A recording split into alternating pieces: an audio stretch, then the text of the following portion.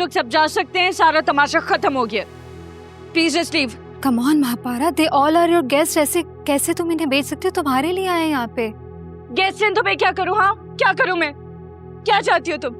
एक fake smile लाऊं अपने मुंह पे और सबके लिए जाके हैप्पी बर्थडे गवाते हुए केक काट दूं मैं?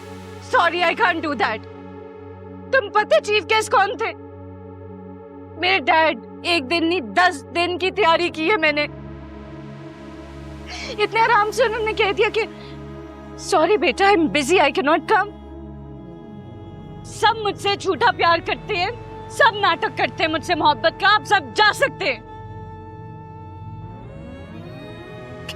कैसे कर सकते हैं मेरे डैड मेरे साथ? Mahapara calm down please. कैसे काम डाउन? हाँ इतनी आसानी से उन्होंने कह दिया आई एम बिजी, नहीं आ सकता तुम्हारे बर्थडे पे। ये होते प्यार? ये एक बाप अपनी बेटी से प्यार करते हैं क्या? प्लीज सब लोग यहाँ से चले जाएं। जब उन्हें मेरी परवाह नहीं है तो मैं किसी की परवाह क्यों करूं? Ma'am please just relax. Let me handle this. Just make them leave. Don't worry. Excuse me everyone. जैसे कि आप लोग सभी सुन चुके हैं कि this party is over, तो आप लोग सब अब अपने अपने घर जा सकते हैं। Thank you for coming. Please this way. नहीं वेट, रुके। क्या चाहती हो तुम? मैं एक फेक स्माइल के साथ केक कट करूं, सब मेरे लिए हैप्पी बर्थडे गाएं। Let's do it. आ जाओ प्लीज, आइए। आप लोग प्लीज आ जाए। गाएं happy birthday to me, happy birthday to me, happy birthday dear Mahapara, happy birthday to me. Mahapara control. तालियां बजाएं। कोई तालियां क्यों नहीं बजा रहा मेरे लिए?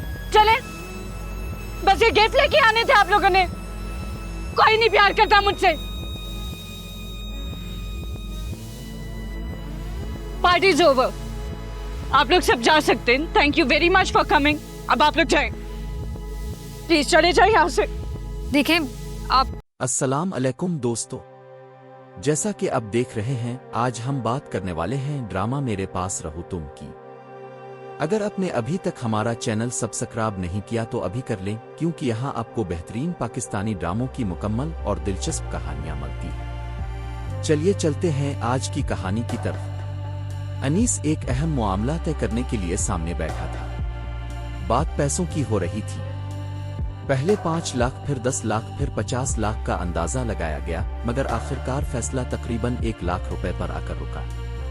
तय हुआ कि रकम मिल जाएगी और बदले में अनस को इसके घर की फाइल वापस दे दी जाएगी। इसी दौरान मिस्टर गुर्दे अपनी मोटरसाइकिल के साथ खड़े थे। किसी ने पूछा कि क्या फिर से बाइक खराब हो गई? मिस्टर गुर्दे मुस्कुराकर बोले कि आज बाइक खराब नहीं हुई, बल्कि वो एक खास बात करना चाहते। दूसरी तरफ अरोमा और मिस्टर गुर्दे एक पुरसुकून जगह पर मौजूद थे। अरोमा ने हल्की सी घबराहट के साथ कहा कि क्या यहाँ इस तरह खड़ा होना महफूज है? मिस्टर गुर्दे ने जवाब दिया कि उन्हें नहीं मालूम, लेकिन वो ये जरूर जानते हैं कि अरोमा के साथ होते हुए वो खुद को बहुत महफूज महसूस करते हैं। अरोमा ने अपनी जिंदगी के मुश्किल दिन याद करते हुए बताया कि प्रमोशन कंपनी में आने से पहले वो एक मैगजीन के लिए मज़ामीन लिखा करती थी।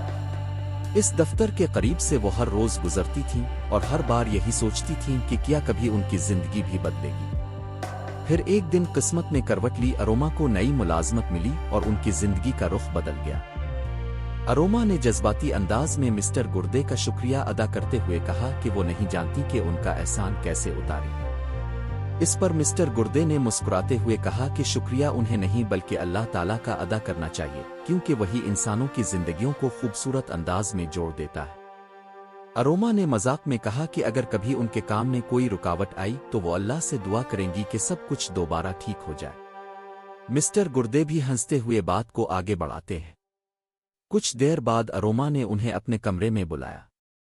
वो घर की फाइल उनके हवाले करते हुए कहती हैं कि अब ये घर मुकम्मल तौर पर आपका है। ये सुनकर मिस्टर गुर्दे बेहद खुश हो जाते हैं। वो कहते हैं कि अरोमा ने उन पर बहुत बड़ा एहसान किया है और अगर कभी जिंदगी में उन्हें किसी भी मदद की जरूरत पड़ी तो वो हर मुमकिन ताउन करेंगे। अरोमा मुस्कुरा कर कहती हैं कि इतनी रस्मी बातों की जरूरत नहीं। अगर कभी वाकई किसी चीज की जरूरत हुई तो वो बिला झिझक उनसे कह देंगी। फिर वो अचानक मुस्कुराते हुए याद दिलाती हैं कि इस जुमा उनकी सालगिरह है। क्या उन्हें याद है? मिस्टर गुर्दे फौरन जवाब देते हैं कि जी हाँ, उन्हें अच्छी तरह याद है। दोनों एक दूसरे का शुक्रिया अदा करते हैं और अपनी अपनी राह पर रवाना हो जाते हैं, लेकिन उनके दिलों में एक दूसरे के लिए नर्म जज्बात जन्म ले चुके होते हैं। दूसरी तरफ कहानी का रुख अचानक बदल जाता है। गुस्से से भरपूर एक शख्स कहता है कि अगर एक कत्ल मुआफ हो सकता तो वो अब तक वकास को जान से मार चुका होता। इसकी आंखों में नफरत साफ झलक रही होती है। उधर जिया की तबीयत अब पहले से बेहतर हो चुकी थी। बुखार उतरने पर उसकी वालिदा सकीना इसका खास ख्याल रख रही थी। जिया हैरान होकर कहती है कि उम्मी अब तो पहले से बिल्कुल बदल गई है। अब खुद चाय बनाकर ला रही हैं और मेरी तबीयत भी पूछ रही है। सकीना मोहब्बत से जवाब देती हैं कि आखिर माँ तो माँ ही होती है। इसी दौरान फोन आता है। दूसरी तरफ मेहरबान की सास बात कर रही होती है। वो शिकायत करती हैं कि मेहरबान घर के कामों में दिलचस्पी नहीं लेती और सारा बोझ राबिया पर डाल देती है। सकीना हैरान होकर कहती हैं कि मेहरबान तो बचपन से काम करने की आदी है, मगर जवाब मिलता है कि अब हकीकत का पता इसी घर में चल रहा है। फिर वो बताती हैं कि इस हफ्ते मेहरबान की खीर की रस्म रखी गई है, इसलिए सबको जरूर आना होगा और रस्म के मुताबिक खाली हाथ आने की इजाजत नहीं होगी। फोन बंद होने के बाद घर में खामोशी छा जाती है। जिया फौरन महसूस कर लेती है कि इसकी वालिदा किसी गहरी सोच में डूब गई है। इसी दौरान एक और मंजर सामने आता है। एक नौजवान चुपके से जिया के घर पहुंच जाता है। जिया इसे देखते ही सख्त लहजे में कहती है कि फौरन यहां से चले जाओ। वो नौजवान जाने से इनकार कर देता है और कहता है कि वो सिर्फ इससे मिलने आया है। जिया धमकी देती है कि अगर वो ना गया तो वो चीख कर सबको बुला लेगी। नौजवान जवाब देता है कि घर में इस वक्त कोई मौजूद नहीं, इसलिए वो चाहे जितना शोर मचा ले कोई नहीं आएगा। जिया मजीद परेशान हो जाती है। वो सोचती है कि अगर किसी ने उन्हें इस हाल में देख लिया तो पहले से खराब हालात मजीद बिगड़ जाएंगे और शायद इसकी माँ दोबारा कभी इस पर एतमाद न करे। दूसरी तरफ वो शख्स मुसलसल जिया से राब्ता करने की कोशिश करता रहता है, मगर उसका फोन बंद होता है। वो बेबस होकर सोचता है कि आखिर वो जिया को अपनी सच्चाई पर कैसे यकीन दिलाए।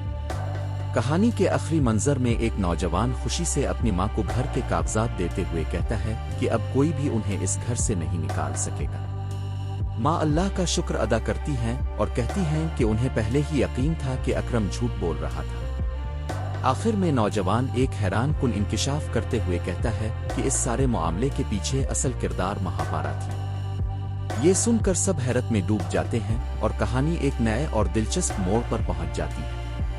अगर आपको ये वीडियो अच्छी लगी हो तो लाइक, शेयर और सब्सक्राइब जरूर करें और मिलते हैं नेक्स्ट एपिसोड में एक और जबरदस्त कहानी के साथ। अल्लाह हाफिज।